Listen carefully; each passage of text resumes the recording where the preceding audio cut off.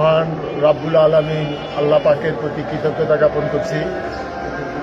আমি কৃতজ্ঞতা জ্ঞাপন করি আমাদের দলের চেয়ারম্যান এবং নবনির্বাচিত প্রধানমন্ত্রী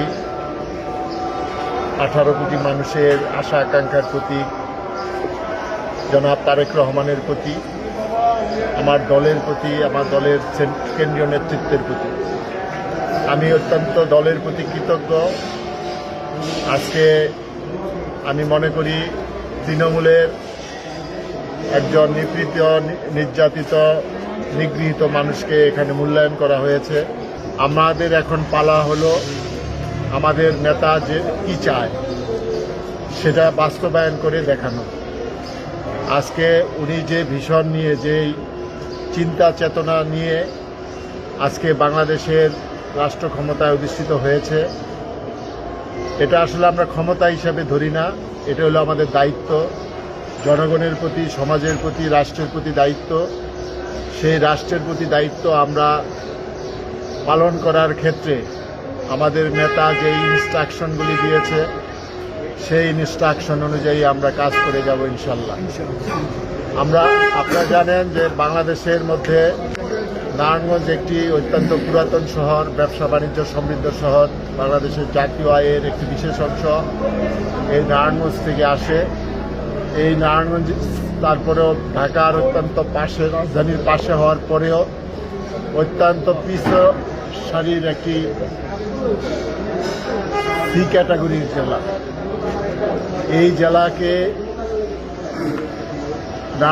উন্নয়নের জন্য অনেক ক্ষেত্রে পিছিয়ে আছে। নারায়ণগঞ্জ সিটি কর্পোরেশন শীতলক্ষা নদীর মাধ্যমে 2 ভাগ হয়ে আছে। বন্দর ঘাট, নবীগঞ্জ ঘাট সহ বিভিন্ন ঘাটে গেলে বোঝা যায় যে নারায়ণগঞ্জের মানুষ এই নদী পারাপারের ক্ষেত্রে কত কষ্ট ভোগ করছে। আজকে নারায়ণগঞ্জ শহর একদম ধুলাবালির শহরে পরিণত হয়েছে। নারায়ণগঞ্জ শহর যানজটের শহরে পরিণত হয়েছে। এই অবস্থা থেকে আমি মনে করি পরিত্রাণ পাওয়া উচিত। আমি একটা অল্প সময়ের একটা প্যাকেজ তৈরি করব এবং এই যানজট সমস্যা, এই ধুলাবালির সমস্যা এবং নারায়ণগঞ্জের যে শৃঙ্খলাটা সেটা ফিরে আনার চেষ্টা করব।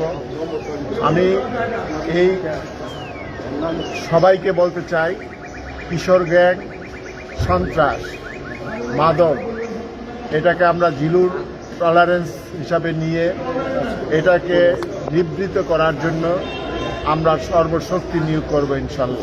নারায়ণগঞ্জ অত্যন্ত দুর্ভাগা একটি শহর।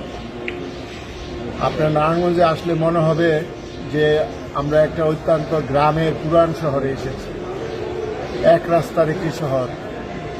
এই শহরের রাস্তাঘাটের কি অবস্থা সেটা আজকে দেখলে বোঝা যায়।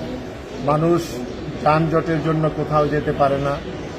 তাই প্রথম সমস্যা হিসাবে আমি মনে করি যানজট সমস্যার সমাধান করতে হবে, আমাদের হকার সমস্যার সমাধান করতে হবে।